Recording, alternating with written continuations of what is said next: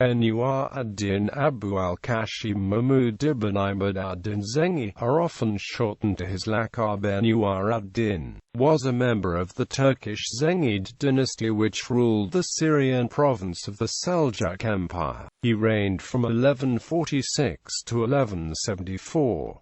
War against Crusaders. Nur al Din was the second son of ʿImād ad-Dīn Zengī, the Turkish atabeg of Aleppo and Mosul, who was a devoted enemy of the Crusader presence in Syria. After the assassination of his father in 1146, Nur al Din and his older brother Saif ad-Din Ghazi I divided the kingdom between themselves, with Nur al Din governing Aleppo and Saif ad-Din Ghazi establishing himself in Mosul. The border between the two new kingdoms was formed by the Nahr al-Qāsim river. Almost as soon as he began his rule, Nur al Din attacked the Principality of Antioch, seizing several castles in the north of Syria, while at the same time he defeated an attempt by Jocelyn II to recover the county of Edessa, which had been conquered by Zengī in 1144. In 1146,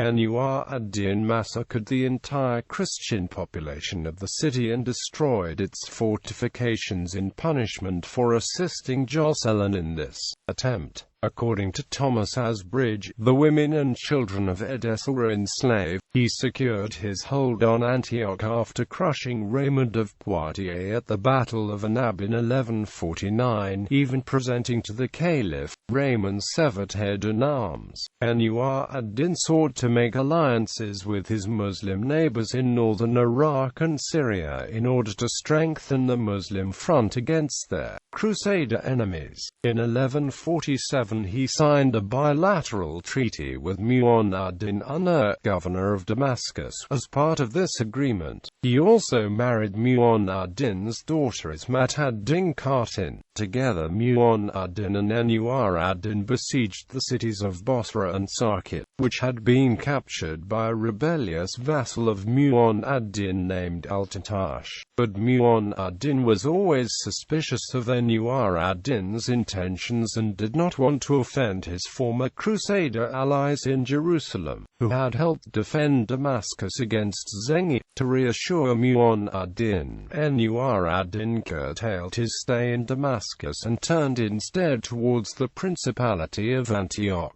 where he was able to seize Utter, Kafalada, Basafit, and Balad. In 1148, the Second Crusade arrived in Syria, led by Louis VII of France and Conrad III of Germany. Nur al Din's victories and the Crusaders' losses in Asia Minor, however, had made the recovery of Edessa, their original goal, practically impossible, given that Aleppo was too far off from Jerusalem for an attack in Damascus, recently allied with the Kingdom of Jerusalem against Zengī, had entered into an alliance with Nur al Din. The Crusaders decided to attack Damascus, the conquest of which would preclude a combination of Jerusalem's enemies. Mu'in ad-Din reluctantly called for help from Nur al Din, but the Crusader siege collapsed after only 4 days. Nur al Din took advantage of the failure of the crusade to prepare another attack against Antioch.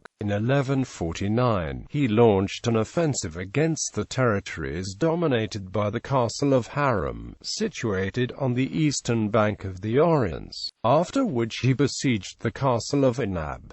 The Prince of Antioch, Raymond of Poitiers, quickly came to the aid of the besieged citadel. The Muslim army destroyed the Crusader army at the Battle of Anab, during which Raymond was killed. Raymond's head was sent to Nur al Din, who sent it along to the Caliph in Baghdad. Nur al Din marched all the way to the coast and expressed his dominance of Syria by symbolically bathing in the Mediterranean. He did not, however, attack Antioch itself. He was content with capturing all Antiochian territory east of the Orontes and leaving the rump state around the city, which in any case soon fell under the suzerainty of the Byzantine Empire. In 1150, he defeated Jocelyn II for a final time, after allying with the Seljuk Sultan of Rum, Maḥmūd. Jocelyn was blinded and died in his prison in Aleppo in 1159.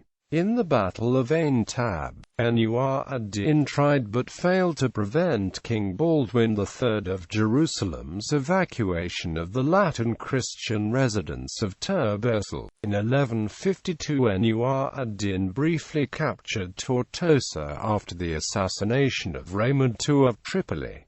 Unification of Sultanate. It was Nur al Din's dream to unite the various Muslim forces between the Euphrates and the Nile to make a common front against the Crusaders. In 1149, Saif ad-Din Ghazi died, and a younger brother, Qutb ad-Din Mawdud, succeeded him. Qutb ad-Din recognized Nur al-Din as overlord of Mosul, so that the major cities of Mosul and Aleppo were united under one man. Damascus was all that remained as an obstacle to the unification of Syria. After the failure of the Second Crusade, Nur ad-Din had renewed his treaty with the Crusaders, and after his death in 1149 his successor Mujir ad-Din followed the same policy. In 1150 and 1151 Nur ad-Din besieged the city, but retreated each time with no success aside from empty recognition of his suzerainty. When Ascalon was captured by the Crusaders in 1153, Mujir ad-Din forbade Nur ad-Din from traveling across his territory. Mujir ad-Din, however, was a weaker ruler than his predecessor, and he also agreed to pay an annual tribute to the Crusaders in exchange for the protection. The growing weakness of Damascus under Mujir ad-Din allowed Nur ad-Din to overthrow him in 1154, with help from the population of the city. Damascus was annexed to Zengid territory, and all of Syria was unified under the authority of Nur ad-Din. From Edessa in the north to the Hauran in the south, he was cautious not to attack Jerusalem right away, and even continued to send the yearly tribute established by Mujir ad-Din. Meanwhile, he briefly became involved in affairs to the north of Mosul, where a succession dispute in the Sultanate of Rum threatened Edessa and other cities. In 1157, Nur ad-Din besieged the Knights Hospitaller in the Crusader fortress of Banyas, routed a relief army from Jerusalem led by King Baldwin III,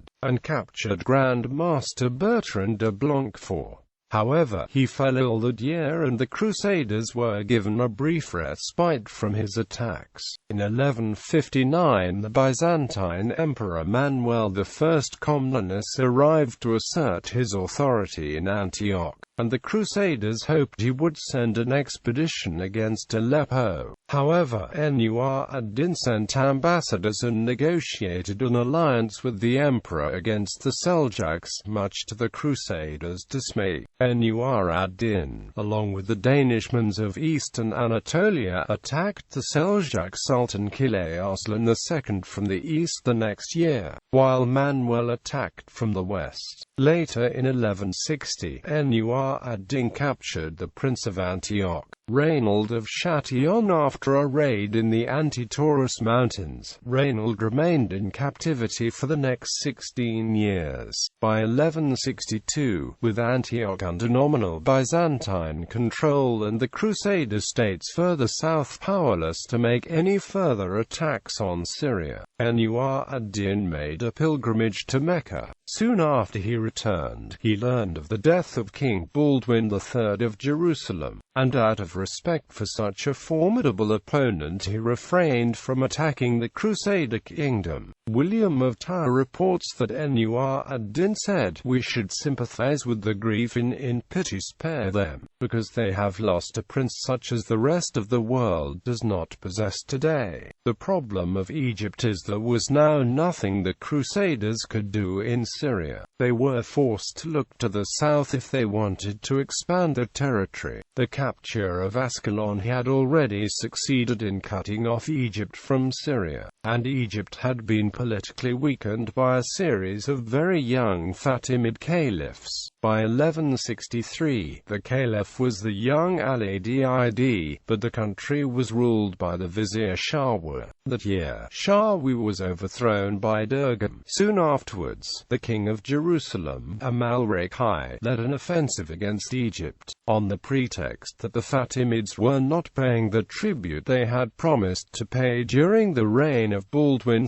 III. This campaign failed and he was forced to return to Jerusalem, but it provoked Nur al Din to lead a campaign of his own against the Crusaders in Syria in order to turn their attention away from Egypt. His attack on Tripoli was unsuccessful, but he was soon visited by the exiled Shahwar, who begged him to send an army and restore him to the vizierate. Nur al Din did not want to spare his own army for a defense of Egypt, but his Kurdish general Shirkuh convinced him to invade in 1164. In response, Durgam allied with Amalrik, but the king could not mobilize in time to save him. Durgam was killed during Shirkuh's invasion and Shahwar was restored as vizier. Shahwar immediately expelled Shirkuh and allied with Amalrik, who arrived to besiege Shirkuh at Bilbais. Shirkuh agreed to abandon Egypt when Amalrik was forced to return home after Nur al Din attacked Antioch and besieged the castle of Harang. Nur al Din routed the combined armies of Antioch and Tripoli, but refused to attack Antioch itself, fearing reprisals from the Byzantines. Instead he besieged and captured Banyas, and for the next 2 years continually raided the frontiers of the Crusader states. In 1166 Shirkuh was sent again to Egypt. Amalrik followed him at the beginning of 1167, and a formal treaty was established between Amalrik and Shahwar. With the nominal support of the caliph, the Crusaders occupied Alexandria and Cairo and made Egypt a tributary state. But Amalrik could not hold the country while Nur al Din still held Syria, and he was forced to return to Jerusalem. In 1168 Amalrik sought an alliance with Emperor Manuel and invaded Egypt once more. Shahwar's son Khalil had had enough, and with support from Caliph al-Adil requested help from Nur al Din and Shirkuh. At the beginning of 1169 Shirkuh arrived and the Crusaders once more were forced to retreat. This time Nur al Din gained full control of Egypt. Shahwar was executed and Shirkuh was named vizier of the newly conquered territory, later succeeded by his nephew Saladin. One last invasion of Egypt was launched by Amalrik and Manuel, but it was disorganized and came to nothing. Death and succession. During this time Nur al Din was busy in the north, fighting the Autokids, and in 1170 he had to settle a dispute between his nephews when his brother Qutb ad-Din died. After conquering Egypt, Nur al Din believed that he had accomplished his goal of uniting the Muslim states, but Saladin did not wish to be subject to his authority. He did not participate in the invasions led by Nur al Din against Jerusalem in 1171 and 1173, hoping that the Crusader kingdom would act as a buffer state between Egypt and Syria. Nur al Din realized that he had created a dangerous opponent in Saladin, and the two rulers assembled their armies for what seemed to be the inevitable war. However, when Nur al Din was on the verge of invading Egypt, he was seized by a fever due to complications from a peritonsillar abscess. He died at the age of 59 on the 15th of May 1174 in the citadel of Damascus. He was initially buried there, before being reburied in the Nur al Din madrasa. His young son as-Salih Ismail al-Malik became his legitimate heir, and Saladin declared himself his vassal, although he really planned to unify Syria and Egypt under his own rule. He married Nur ad-Din's widow, defeated the other claimants to the throne, and took power in Syria in 1185, finally realizing Nur ad-Din's dream. Legacy. According to William of Tyre, although Nur ad-Din was a mighty persecutor of the Christian name and faith, he was also a just prince, a valiant and wise, and, according to the traditions of his race, a religious man. Nur ad-Din was especially religious after his illness and his pilgrimage. He considered the Crusaders foreigners in Muslim territory, who had come to Outruma to plunder the land and profane its sacred places. Nevertheless, he tolerated the Christians who lived under his authority. Aside from the Armenians of Edessa, and regarded the Emperor Manuel with deep respect. In contrast to Nur ad-Din's respectful reaction to the death of Baldwin III, Amalric immediately besieged Banias upon learning of the emir's death, and extorted a vast amount of money from his widow.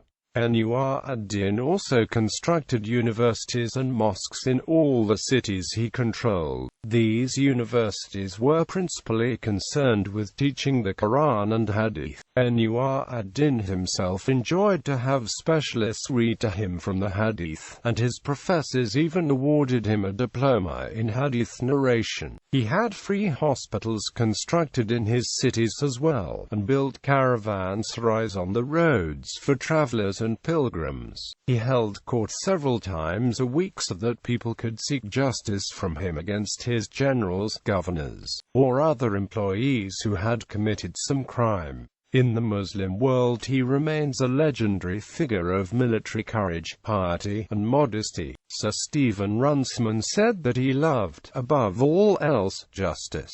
The Damascene chronicler Ibn al-Qalanisi generally speaks of Nur ad-Din in majestic terms, although he himself died in 1160, and unfortunately did not witness the later events of Nur ad-Din's reign. Bibliography. Gabriele, Francesco, Arab Historians of the Crusades, Berkeley, University of California Press, ISBN 978-0520-052246, Stephen Runciman, A History of the Crusades, Volume 2, The Kingdom of Jerusalem.